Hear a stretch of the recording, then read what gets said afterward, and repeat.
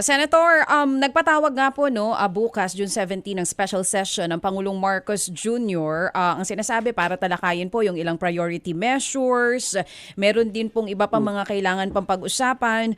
Pero meron din po mga nagsasabi na ang dahilan kung bakit nagpatawag na ng special session ng Pangulong Marcos Jr. is parang may numbers na daw po to really oust Senator Alan Peter Cayetano. Ano pong reaksyon nyo doon? Well, meron nga ganon, DJ Chacha, ng mga balita pero I'm not privy to that. Basta ang alam ko, magkakaroon ng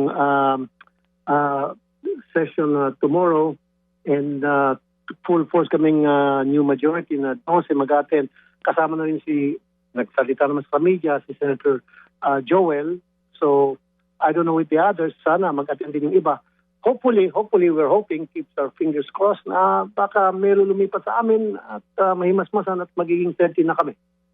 So, yun ang panalangin okay. namin. Pero ngayon po ba may usapan na talaga ang block niyo po, Gatchalian Block, with Senator Joel Villanueva, kung siya po ba talaga ay may pagtawid na gagawin bukas or hindi pa natin alam kung ano talaga ang desisyon niya?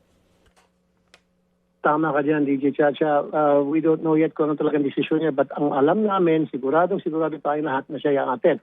Kung siya ililipat sa amin o hindi, yan ay hindi ko masisiguro. Depende lang siguro kung sino mga nakikipag-usap sa kanya. Maaring meron siguro sa mga kasamahan ko na nakikipag-usap sa kanya, pero hindi ko alam kung sino mga yon. Okay, may nakikipag-usap po sa kanya, though di nyo ma-confirm sa amin kung sino yon. But aside from Senator Joel Villanueva, meron pa po bang iba na posibleng lumipat sa Gatchalian Block? Again, I'm sorry. Medyo mahina ako sa mga balibalita sa Intel report.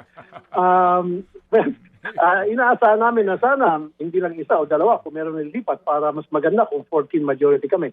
Sa ngayon, merong mga pagdarasal kami na tomorrow merong isa man lang sa kanila ang lumipat para maging 30 na kami at makapag-elect na kami ng Senate President sa katauhan ni Sen Wing Gatchalian. Okay, so ang sure, si Senator Joel will be there, yung ibang mga senador will also be there, pero talagang hindi pa klaro kung ano po ang mangyayari bukas. Pero Senator Raffy, magkakaroon na ba ng tuldo kung sakali man dito po sa dispute sa Senado, sa mangyayari pong Senate session bukas? Yeah, kung may lilipat sa amin tomorrow na isa lang kailangan namin, then matutulukan na ito nangyari mga skandalo sa Senado na nakakaya. And like I said earlier, we're just praying na sana merong mahimasmasan yan at lumipat na. Dahil nakikita nila, kung sino man yun, nakikita niya na hindi na maganda ito nangyari sa Senado, itong kaguluhan na nagaganap at malaking kahiyan sa taong bayan.